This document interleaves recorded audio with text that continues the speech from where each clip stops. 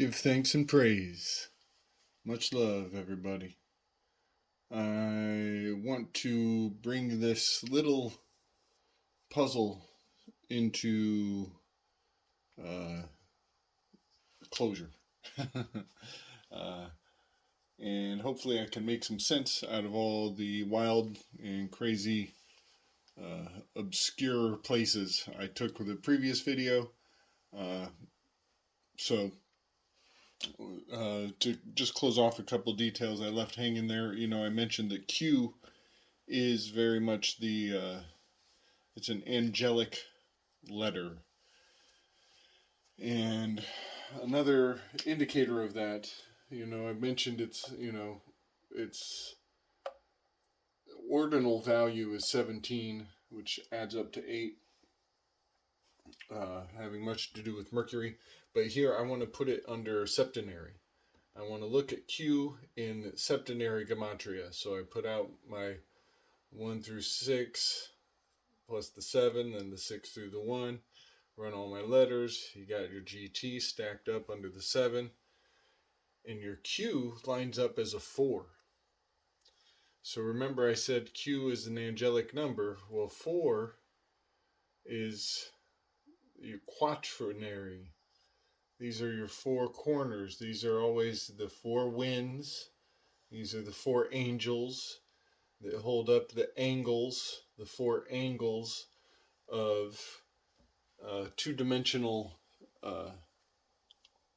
paper, art, the two-dimensional fictional realm.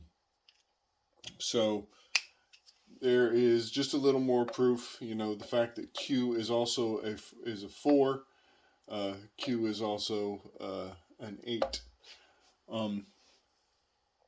So putting Q aside, I want to focus back on the RST, and the very interesting fact that 18 and 19 add up to 37, and 37 just happens to be the number of degrees in the variations of the lunar declination.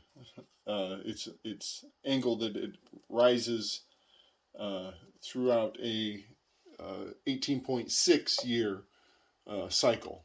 And every 18.6 years, there is a lunar standstill with that RST.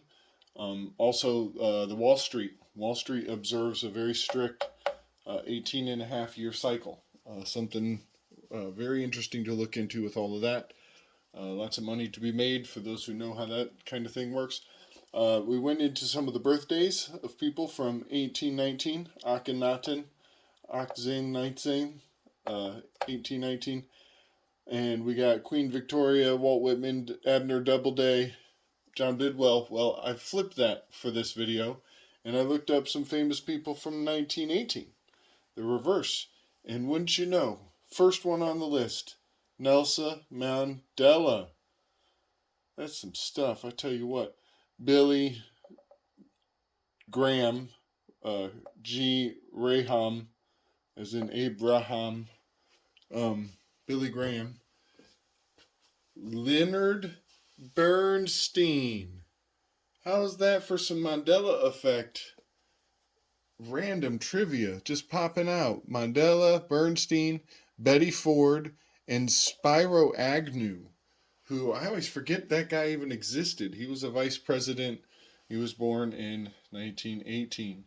Some very interesting characters. That's just a couple off the list.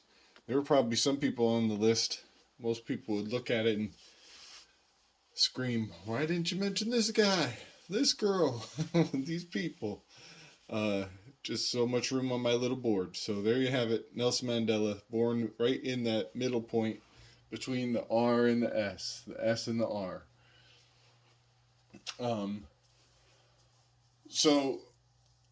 What has come to light as I work these numbers and read about the concept of the lunar standstill, which somehow is indicated as the resting point between the 18th and 19th letters, something really interesting is coming to light when I bring in the tarot cards and I look at the tarot cards that correspond with 17, 18, 19, and 20. Um, it is sequential, so patterns are inevitable. Um, but as I'm reading about the lunar standstill, I read this paragraph that indicates that the eclipses in March and the eclipses in September have a kind of a give and take, anode cathode, uh, exchanging energy in a very nuanced manner. And, this is kind of some high level adept information. And I just want to point out, we are talking about the 37 degrees of the lunar, the angles of the moon varying throughout 18-year cycle, 18 and a half year cycle. We are talking about that with the 3 and the 7. But I just happened to read in these notes about March and September, which is actually 9, which is the ninth month. But I put Sep because we have because it's the ninth month is called September, which indicates a 7. So something very interesting. I'm just going to read this out of the explanation of the lunar standstill. I just want you to notice that we are talking about eclipses happening either in March or in September, which is the ninth month. I might as well get it out of the way. If we're talking about the 3 and the 9 and eclipse cycles, there are certain old wizards from the old ways who were very fixated with the number 93. I'll just put that out there. I do see it. No need to give it too much energy. So, at a major lunar standstill, the moon's range of declination and consequently its range of azimuth at moonrise and sunset reaches a maximum. As a result, viewed from the middle latitudes, the moon's altitude at upper culmination,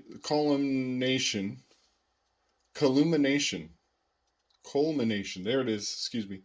The moon's altitude at upper culmination, the daily moment when the object appears to contact the observer's meridian, it changes in just 2 weeks, from highest to lowest above the horizon, due north or south, depending on the observer's hemisphere. Similarly, its azimuth at moonrise changes from northeast to southeast, and at moonset from northwest to southwest. Solar eclipses at ascending node occur in March. Solar eclipses at descending node occur in September. Lunar eclipses at descending node occur in March. Lunar eclipses at ascending node occur in September. So here we have very much a give and take, a push-pull, a anode and a cathode between September and March. And I just had to point out, there's the 3 and the 7. Even though, as I mentioned, I understand this is actually the ninth month. But they are in opposition to one another. The ninth month, September, and I should have put the 9 there. That ninth month is in perfect opposition to Aries over here in March. The rule of correspondence is very powerful there. So this is the marcation as the clock is going clockwise. This is where we enter into the underworld, hence the moon pillar. We're in the dark time of the year. And here at Aries, where it rises up out of the equinox, we are in the sun pillar, the sunny time of year. So I just got to point out, this is a 3, this is a 3, this is the ram horns of Aries, that's a 3, and this is a bit of a 3.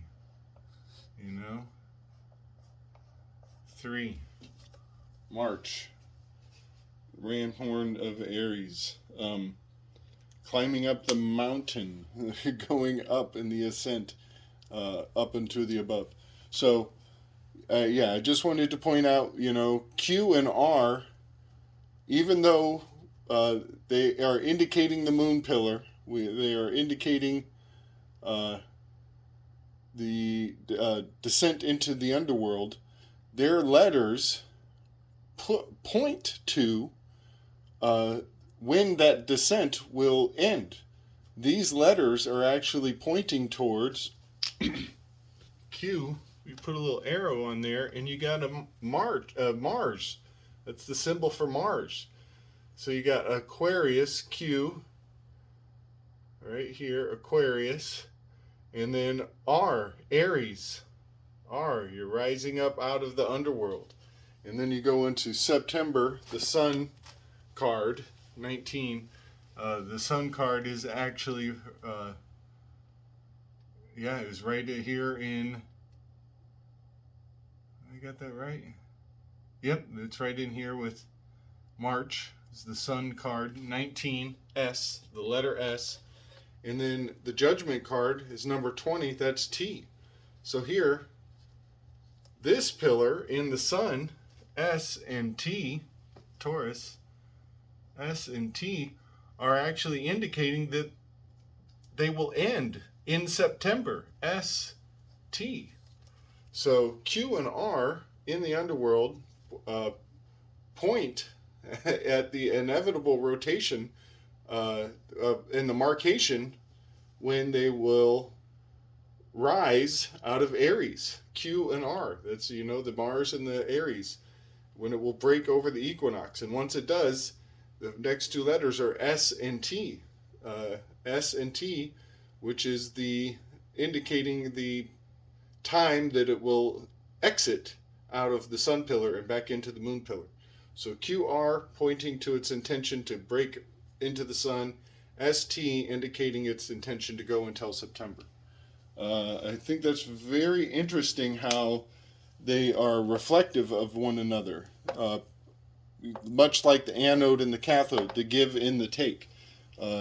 The symbol and the that which is intended by the symbol, the intention behind the symbol.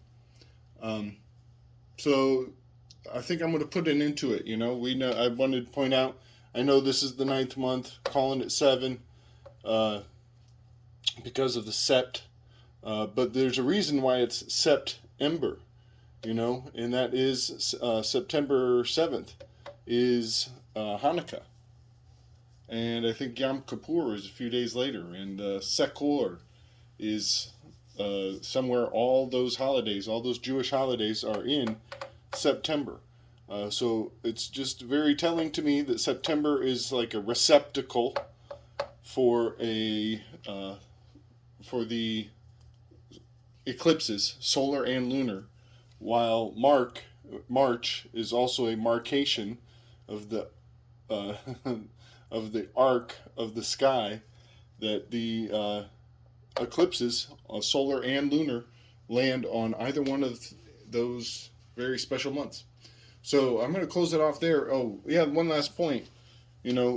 Star and moon, you overlap those and you get a very sacred symbol to people who worship the Quran. QR, Quran, moon, star. So I just wanted to point that out. I believe that what we're looking at here is the three religions, 3 major Judeo religions, amalgamated into one resting point.